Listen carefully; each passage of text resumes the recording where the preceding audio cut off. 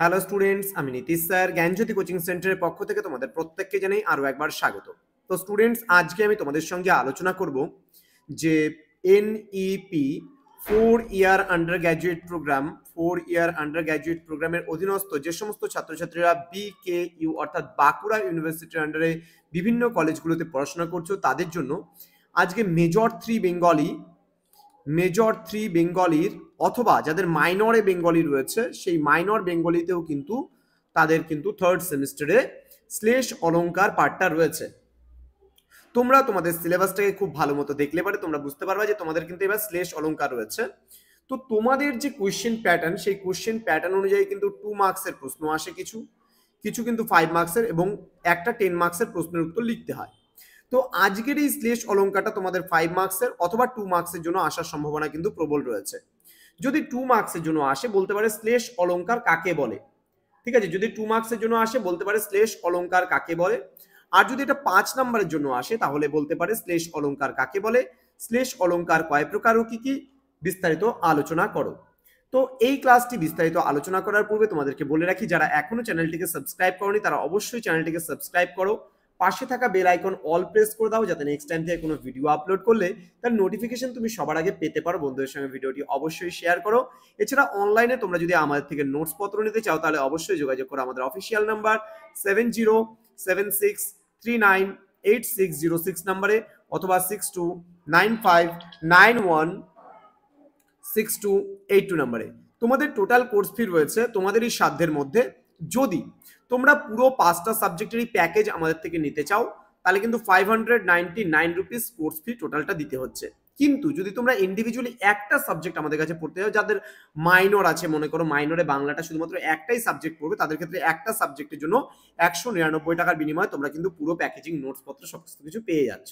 তো দেরি কিসের, আজই যোগাযোগ করতে পারো আমাদের সঙ্গে আমাদের অফিসিয়াল নাম্বারে। চলো শুরু করছি। শ্লেষ অলংকার কাকে বলে বা শ্লেষ অলংকার বলতে আমরা কি বুঝি। প্রথমত কি বলছে দেখো, একটি শব্দ একাধিক অর্থে একটিবার মাত্র ব্যবহারের ফলে যে অলংকারের সৃষ্টি হয় তার নাম কিন্তু শ্লেষ অলংকার। আবারও বলছি, একটি শব্দ একাধিক অর্থে একবার মাত্র ব্যবহারের ফলে যে অলংকারের সৃষ্টি হয় তাকে আমরা বলি শ্লেষ অলংকার। এতে একবার মাত্রই কি হয়, শব্দটি ব্যবহৃত হয় কিন্তু তাতে ভিন্ন ভিন্ন অর্থের কিন্তু ব্যঞ্জনা কিন্তু থাকে, ঠিক আছে? এই শ্লেষ শব্দকেন্দ্রিক বলে কেউ কেউ একে কিন্তু শব্দ শ্লেষও কিন্তু বলে উল্লেখ করেন। যেমন উদাহরণস্বরূপ আমরা বলতে পারি, কি বলেছে, আছিলাম একাকিনী বসিয়া কাননে, আনিলা তোমার স্বামী বান্ধি নিজ গুণে। এই যে গুণে কথাটা আছে, এই গুণে কিন্তু দুটো অর্থে ব্যবহৃত হচ্ছে। এখানে বলেছে যে এখানে গুণে শব্দে শ্লেষ অলংকার ব্যবহৃত হয়েছে। এর একটি অর্থ অর্থাৎ গুণে, এই যে কথাটা আছে, গুণের একটি অর্থ হচ্ছে ধনুকার ছিলায় বা ধনুকের ছিলায় এবং অন্য অর্থ কিন্তু সুন্দর চারিত্রিক বৈশিষ্ট্য বা গুণ। আমরা অনেক সময় বলি যে তোমার হচ্ছে ওই ধনুকের ছিলা বলতে ওটাকেও গুণ বলা হয়। আবার মনে করো তোমার হচ্ছে ওই কোনো একটা মানুষের ভালো ব্যবহার রয়েছে বা কারোর সাথে মেশার ক্ষমতা রয়েছে, আমরা ওটাকেও বলি যে সে খুব গুণী, সেই মানুষটা খুব গুণী। এরকম ভাবে কিন্তু যদি একই শব্দ যদি দুটো অর্থে ব্যবহৃত হয় তাহলে তাকে আমরা শ্লেষ অলংকার বলি। এবার শ্লেষ অলংকার কয় প্রকার ও কি কি আমরা জেনে নেব। শ্লেষ অলংকারকে মোটামুটি আমরা দুই ভাগে ভাগ করতে পারি, যেমন অভঙ্গ শ্লেষ এবং সভঙ্গ শ্লেষ।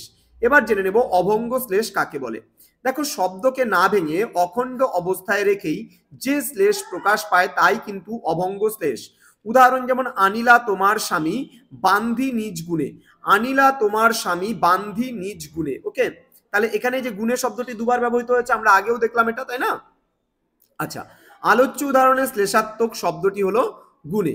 গুণে শব্দের প্রথম অর্থ হচ্ছে ধনুকের ছিলা এবং দ্বিতীয় অর্থ হলো উৎকর্ষতা বা চারিত্রিক গুণ বা বৈশিষ্ট্য। শ্লেষাত্মক শব্দটিকে না ভেঙে একাধিক অর্থ পাওয়া যাচ্ছে বলে একটি অভঙ্গ শ্লেষ হিসাবে কিন্তু বা অভঙ্গ অলংকার শ্লেষ অলংকার আমরা বলতে পারি। এবার সভঙ্গ শ্লেষ কাকে বলছে, অখণ্ড অবস্থায় শব্দের শ্লেষ প্রকাশ না পেয়ে শব্দকে ভাঙলে যে শ্লেষ প্রকাশ পায় তার নাম কিন্তু সভঙ্গ শ্লেষ। একাধিক অর্থ পাওয়ার জন্য শ্লেষাত্মক শব্দটিকে ভাঙতে হয়। এবার আমরা কিছু উদাহরণ দেখে নিতে পারি, যেমন আমার দিনের শেষ ছায়াটুকু মিলাইলে মুলতানে গুঞ্জন তার রবে চিরদিন। এখানে কিন্তু মুলতান শব্দটিকে আমরা শ্লেষাত্মক শব্দ বলছি। তার কারণ শ্লেষাত্মক শব্দ মুলতানকে বলার কারণ মুলতান কথার প্রথম অর্থ হলো একটি রাগিনীর নাম মূলতান আমরা প্রধান সুর বলি, তাই না? মূলতান মানে প্রধান সুর আমরা বলতে পারি। আবার আরেকটা অর্থ কিন্তু আমরা বলতে পারি মুলতান, মনে করো কোনো কিছু হচ্ছে মানে প্রথম অর্থ এটা রাগিনী, একটা রাগিনী হচ্ছে গান গাওয়া হয় না রাগিনী, সেটা। আর একটা কিন্তু প্রধান সুর। তাহলে এখানেও দুটো অর্থ প্রকাশ পাচ্ছে, যার জন্য আমরা কিন্তু এটাকে সভঙ্গ শ্লেষ কিন্তু বলছি, মানে যেটাকে ভাঙা যায় সেটাকে সভঙ্গ শ্লেষ। যে মূল ভাঙলাম, তান ভাঙলাম, তার মানে এটা ভাঙা যাচ্ছে, তার মানে এটা সভঙ্গ শ্লেষ। যেটা ভাঙা যায় না সেটা কিন্তু অভঙ্গ শ্লেষ। তো আশা করি স্টুডেন্টস আজকের ক্লাসটা বুঝতে পারলা। এইভাবে করেই যদি আমাদের সেন্টারে আগামী সেমিস্টার থেকেও তোমরা যদি ক্লাস করতে চাও, এই সেমিস্টারের নোটস পত্র আমরা প্রোভাইড করছি, কিন্তু আগামী সেমিস্টার থেকে আমরা কিন্তু অনলাইন ক্লাসও তোমাদেরকে দিচ্ছি। তো জ্ঞানজ্যোতি কোচিং সেন্টারের অফিসিয়াল ইউটিউব চ্যানেলটিকে যারা এখনো চ্যানেলটিকে সাবস্ক্রাইব করনি তারা অবশ্যই চ্যানেলটিকে সাবস্ক্রাইব করে পাশে থাকা বেল আইকন অল প্রেস করে রাখো, যাতে নেক্সট টাইম থেকে কোনো ভিডিও আপলোড করলে তার নোটিফিকেশন তুমি সবার আগে পেতে পারো।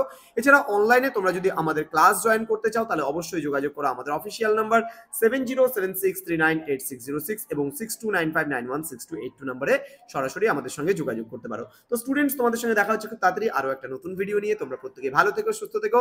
Thank you so much, thanks for watching after all, thank you.